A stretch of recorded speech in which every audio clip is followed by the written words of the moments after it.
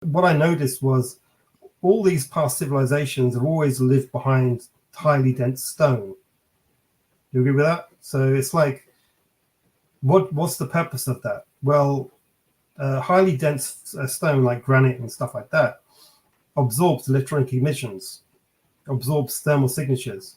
So from the sky, you're undetectable. But then humanity comes along and starts building big shiny buildings, watching TV, radio stations everywhere, just throwing signals out everywhere into space. So all our emissions are pumping into space, which makes us highly detectable, which means that we may have attracted another group who are now coming to Earth. And you see separate from the ultra-terrestrials, right? Yeah. And so what's happening is that these other groups, probably many of them, are coming here either for a number of reasons. I would say some is military, some is just exploring, some is friendly, and some is not. And I think it's such a can of worms that is politically it's paralyzed the politicians. Sure. How on a scale of 1 to 100%, how confident are you that your theory is correct? 100%. 100%. Yeah, and I say that and I'm not someone who craves publicity or anything. I never really do live streams much. I don't make a huge amount of noise. I speak to scientists. I speak to engineers who back me up. It's just they're not willing to go public just yet. But the thing is, are they equally saying 100%, or they just are in areas, in the theory? In certain parts of it, yeah. The other parts need more evidence, but that's just budget. I just once you have a decent research budget, you can find this within 6 months. It's not hard. But from an IT perspective, everyone who I've shown this to, from architects to professors to lawyers, they'll go, "Oh, yeah, you got it." But I mean, to be fair, just for a little pushback, like, how do they know? Well, because that you got it. Yeah, does that make sense? Like, what does that mean? If you read I recently created a paper which has been handed to the academics, to review, and it includes all the mathematics of how it all operates, and it is what it is. It is what it is. And when you show people that level of data, the granularity, with patterns that keep replicating, formations that keep replicating, when you can press a button on my phone and I can trigger reactions to a degree, they think, yeah. I mean, you've got to remember, I have not done much in the public sphere, in the public domain, really. But there's been top professors out there, such as Nolan, who've mentioned me multiple times. I've got top reporters such as Ross Coulthard. He's talking to me. Although publicly I'm not that noisy, behind the scenes I'm very noisy. Yeah.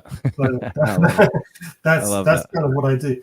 And the truth is that all I'm trying to do is show the public a data-driven point of view. Sure. And that's what my Twitter is, or my X is. Pictures after picture, formations after formations, explaining the architecture, showing the behaviors, demonstrations, and that's it. But it's down to people really to catch up. Sure. Professor Nolan himself said this is an IQ test. People have to think what they see in front of them rather than what they see with their emotions.